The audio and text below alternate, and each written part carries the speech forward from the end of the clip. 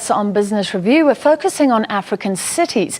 Is it a wake-up call when it comes to inclusive growth? South Africa hardly featuring on a ranking looking at inclusive growth. Accra in Ghana, Casablanca in Morocco and Freetown in Sierra Leone are the top 3 cities according to the 2014 Mastercard African Cities Growth Index.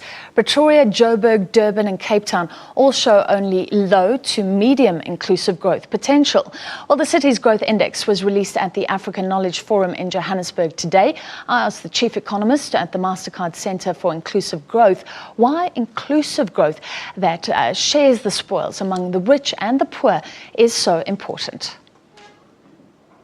On the basis of economic analysis, you would like to have economic growth that is sustainable. And sustainability has to do with a lot more people with rising income who can spend a lot more, supporting more businesses and so on and so forth, as opposed to a small elite, right, that capture, the majority of the fruit of an expanding economy. So forget about ethics and moralities and so on. On the basis of simple economic analysis, you want inclusive growth because that's a higher quality growth that can sustain more businesses and sustain itself over the longer term. That's why it's so important. Is sub-Saharan Africa getting there, or are we lagging behind? Well, I think that one of the challenges in sub-Saharan Africa is that so much of the growth in the past few decades came from this commodity windfall.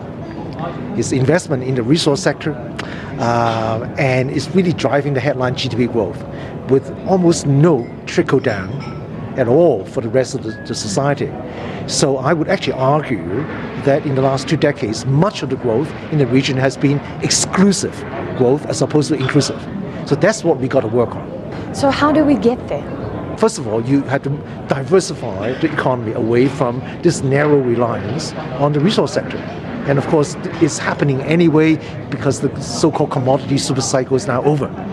Okay, we've got to find ways to really branch off from the resource sectors into other areas. Now, we have a once-in-a-generation opportunity to capture a bigger part of the global manufacturing supply chain for Africa because China is exiting the labor-intensive bit of its manufacturing activities.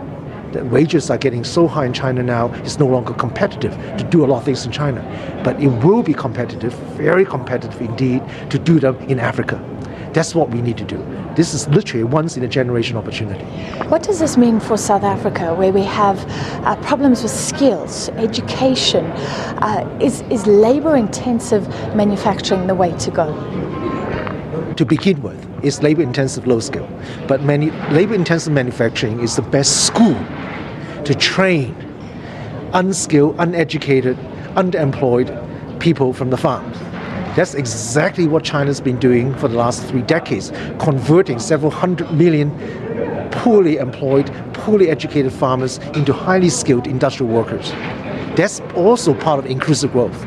So to get there, South Africa must begin to look at how to increase the mobility in the labor market, make it business friendly, how to improve infrastructure so that if I'm a manufacturer, I say, yeah, it's easy to do business. In Africa, I can get my goods out in time for the global market and so on, and start to engage with businesses to really move all these millions and millions of poorly employed, unemployed, underemployed workers into the new industries.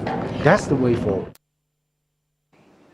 I also spoke to Professor Augustin Foku from the University of Ghana, who is also the author, co-editor of the Journal of African Economies. I asked him what he thinks Accra in Ghana has